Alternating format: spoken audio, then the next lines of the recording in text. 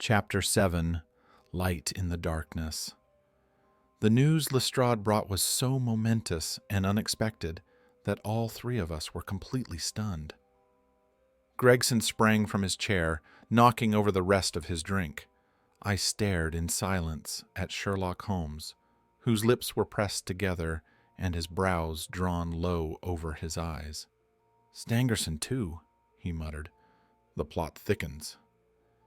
"It was thick enough already," Lestrade grumbled, taking a seat. "I seem to have walked into a council of war." Are you sure of this?" Gregson stammered. "I have just come from his room," said Lestrade. I was the first to discover what had happened." "We've been hearing Gregson's theory," Holmes observed. "Would you mind telling us what you've seen and done?" "I have no objection," Lestrade answered.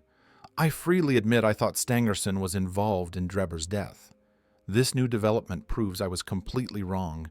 Driven by that one idea, I set out to find the secretary." They had been seen together at Euston Station around 8:30 on the night of the 3rd. At 2 a.m, Drebber was found dead. My goal was to find out where Stangerson was during that time and where he went afterward.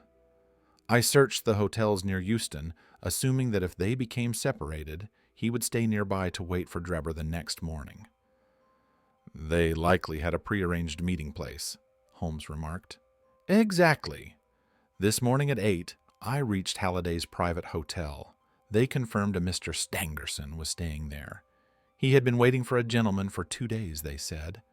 I went up to his room on the 2nd floor. As I reached the door, I saw something that made me feel sick, despite my 20 years on the force. From under the door, a thin red ribbon of blood meandered across the passage, forming a small pool. We broke the door down. The window was wide open, and beside it, huddled in his nightshirt, lay the body of Joseph Stangerson. He had been stabbed in the left side, straight through the heart. And now comes the strangest part. What do you suppose was written above the body? "The word Rothschild, written in blood," Holmes answered before I could even shudder. "That was it," Lestrade said in an awestruck voice. We were all silent for a moment. Lestrade continued. "The man was seen. A milk boy noticed a ladder leaning against the open 2nd-floor window. He saw a man descend the ladder so calmly and openly that the boy assumed he was a carpenter working at the hotel. He described him as tall, with a reddish face, wearing a long brownish coat.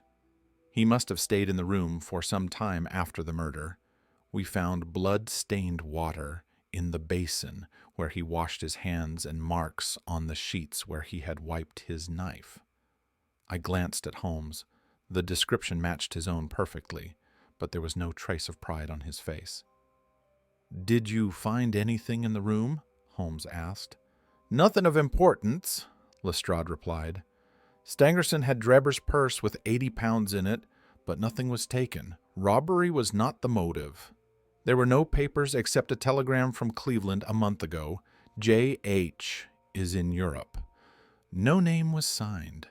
There was also a glass of water on the table and a small box of pills on the windowsill." Holmes sprang from his chair with a cry of delight. "The last link!" he exclaimed. "My case is complete." The two detectives stared at him in amazement. "I now hold all the threads of this tangle," Holmes said confidently. "I am as certain of the facts as if I had seen them with my own eyes. I will prove it to you. Lestrade, do you have those pills?" "I have them right here," Lestrade said, producing a small white box. "I took them as a precaution, though I didn't think they were important." "Give them to me," said Holmes. "Now, doctor," he turned to me, "are these ordinary pills?" They were certainly not. They were a pearly gray color, small and almost transparent against the light. "I imagine they are soluble in water," I remarked. "Precisely," Holmes answered. "Now, would you mind bringing up the landlady's old terrier? The poor dog is suffering, and she wanted it put out of its misery yesterday. I brought the dog up. It was clear the animal was near the end of its life. Holmes cut one of the pills in two, dissolved it in a teaspoon of water, added a little milk, and gave it to the dog. We watched intently, but nothing happened. The dog continued to breathe heavily, neither better nor worse. Holmes looked at his watch. As the minutes passed with no result, he became visibly frustrated, pacing the room and drumming his fingers on the table. The two detectives smiled derisively.